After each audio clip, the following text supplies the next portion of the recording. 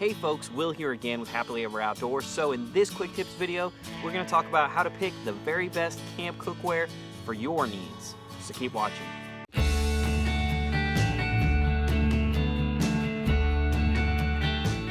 So when it comes to choosing the right camp cookware for your particular needs, there's a couple of really important questions you need to ask yourself.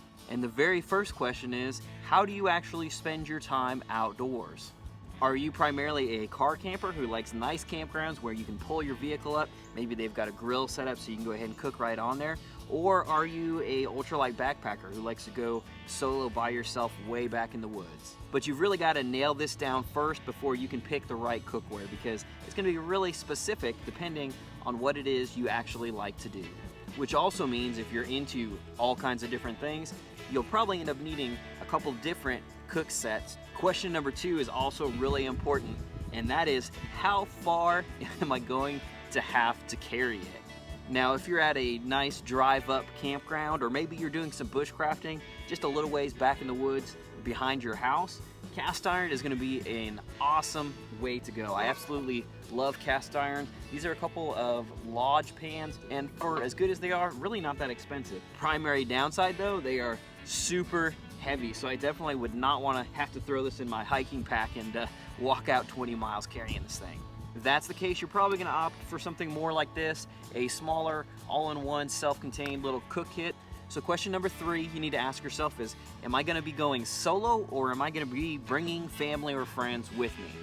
How much food do I need to cook, or how much water do I need to boil at any one given time? If I'm by myself, again, a cook kit like this, more than enough. Or even something as simple as a canteen cup setup. And that right there, it's practical, it's reliable, it's lightweight, and it's plenty big enough for most of my stuff I'm gonna be doing if I'm on my own. Just cooking up a quick meal or making myself a cup of coffee. For 2 people, something like this, again, would be great. This bare bowl folding cook pot would also work.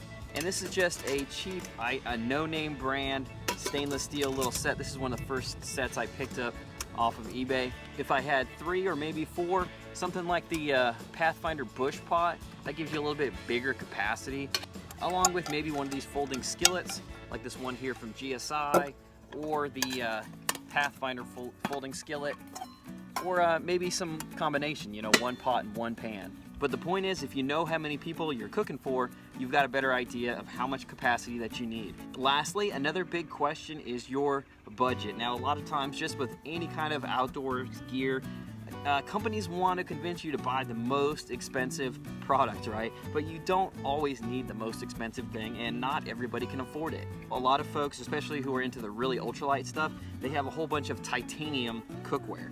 Well, I don't own any titanium cookware because I'm not really an ultralight person. I don't usually take really long trips, and it's hard for me just to justify the cost. But if you've got the money and that weight reduction is really important to you, there's certainly nothing wrong with buying titanium products. The Pathfinder brand from Self-Reliance Outfitters is what most people consider a little more of a premium name, but they've also got some stuff like their bush pot and the folding skillet I've got here that I think they go for around $25 each, so still not very expensive considering how good quality they are.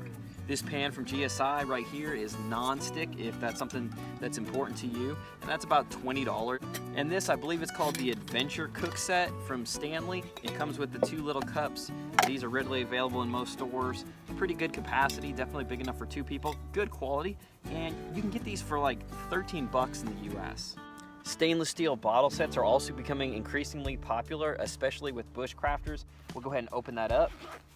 And I have my little canteen cup that nestles perfectly with this bottle. I forget how many ounces this is, but you can see this cup nests right in there. This is just like an Ozark Trail cup that I got from Walmart, and it's a perfect fit. I just throw it on top because with that bottle pouch it just fits a little better.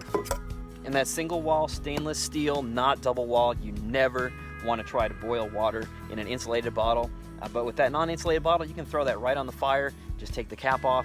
Now, I don't like to cook any soup or anything like that in mine. I just use it to boil water just because I don't really want to have to worry about cleaning it. But if you get a wide mouth bottle like this and you have a bottle brush, it'll still work for that too. If you're on a really tight budget, you can always look for a hand-me-down gear at garage sales or people selling on eBay, things like that. I mean, folks sometimes even find really great deals at like thrift stores where somebody donates something, the store doesn't really know what it is. You know, maybe it's a really nice cook set, a titanium cup or something like that, and they're selling it for a couple bucks and you can grab it. And especially if you're kind of a beginner in the woods, maybe you're not really sure what you're into yet. Maybe you're just kind of messing around with bushcrafting, or maybe you're just starting with backpacking, but you're not really sure if it's going to be the right thing for you. Do not go and spend a fortune on the most expensive gear.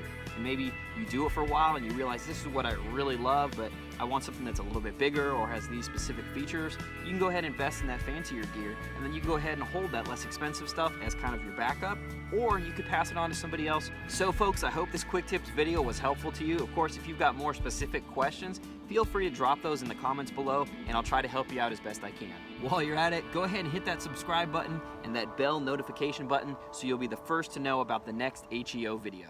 Until next time, stay happy, stay outdoors.